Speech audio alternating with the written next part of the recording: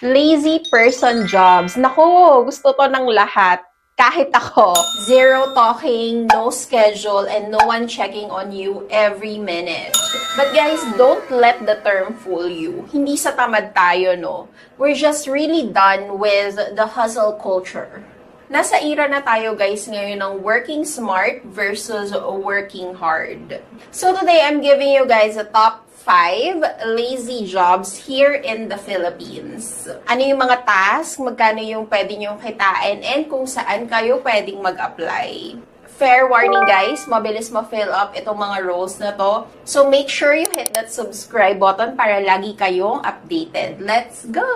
So una sa list natin is the AI or LLM evaluator. Ikaw yung parang magiging tutor or teacher ni AI. Ang gagawin mo dito, magbabasa ka ng mga prompts, or when we say prompts, ito yung mga questions or command na sinend kay AI. And then, tingnan mo yung answer na binigay ni AI or yung response niya. And then, i-grade mo siya on how helpful it is.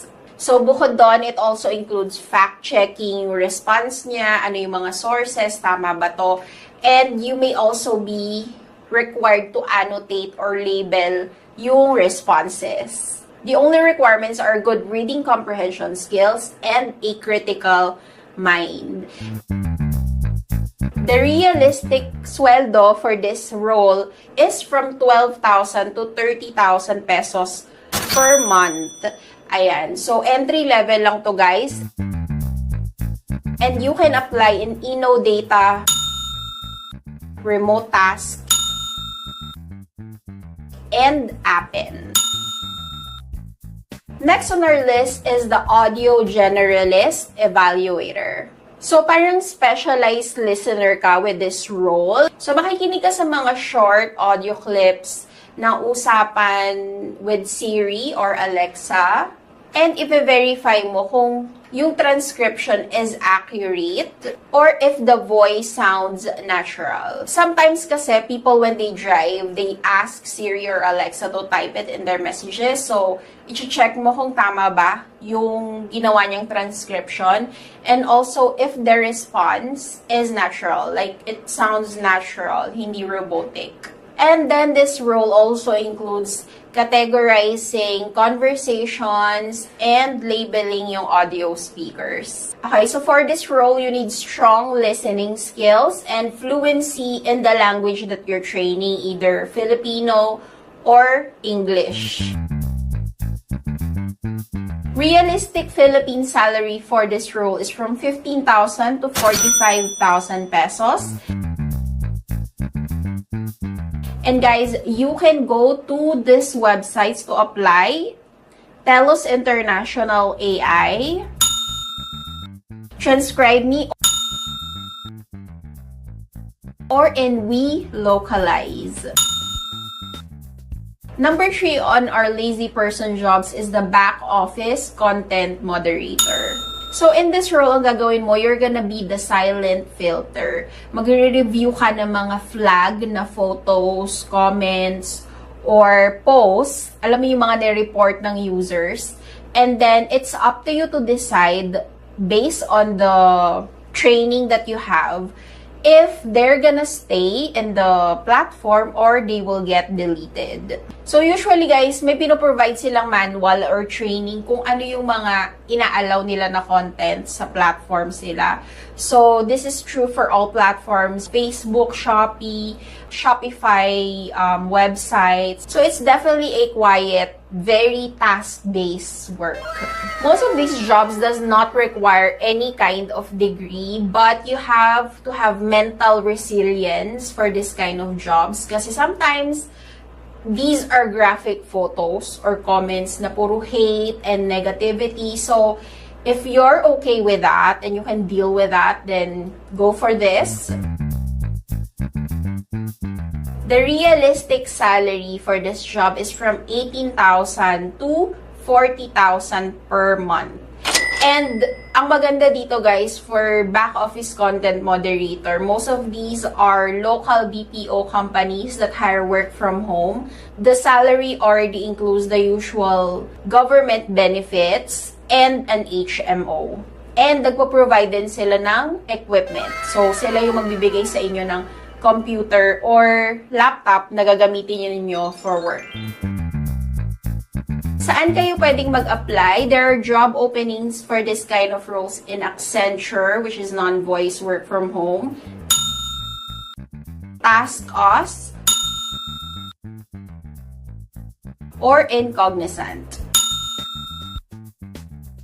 Sunod sa list natin is yung data labeling specialist. This is a very high-focus job, zero talk.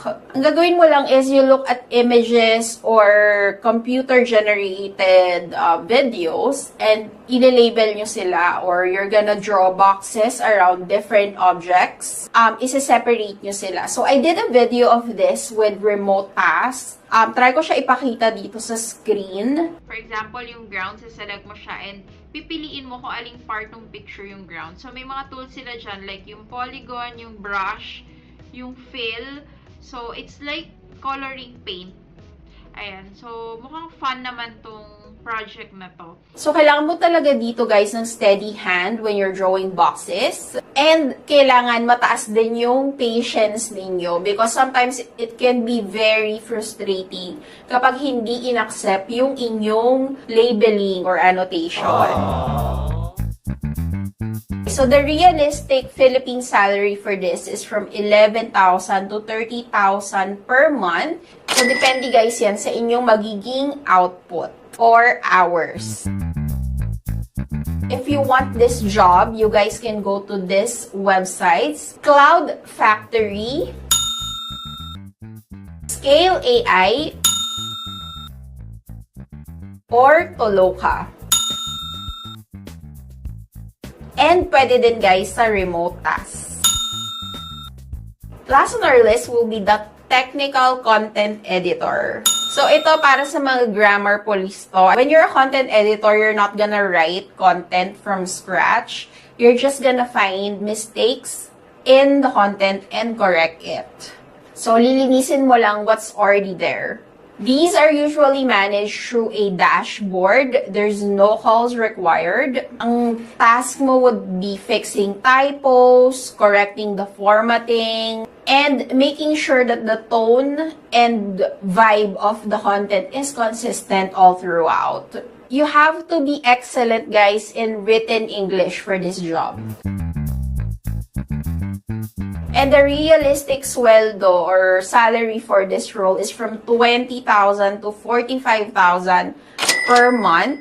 It will depend on the complexity and technicality of the content that you're gonna be evaluating. Saan kayo pwedeng mag-apply? If you're interested in this job, you can go to these websites: freelancer.com, Readsea, or sa Alltel Asia Pacific. And there you go, guys. Those are the 5 lazy person jobs. Nagustuhan nyo ba yung content natin? So, working hard is great, but working smart without stress is even better. You should know, guys, that busy is not always equals to valuable.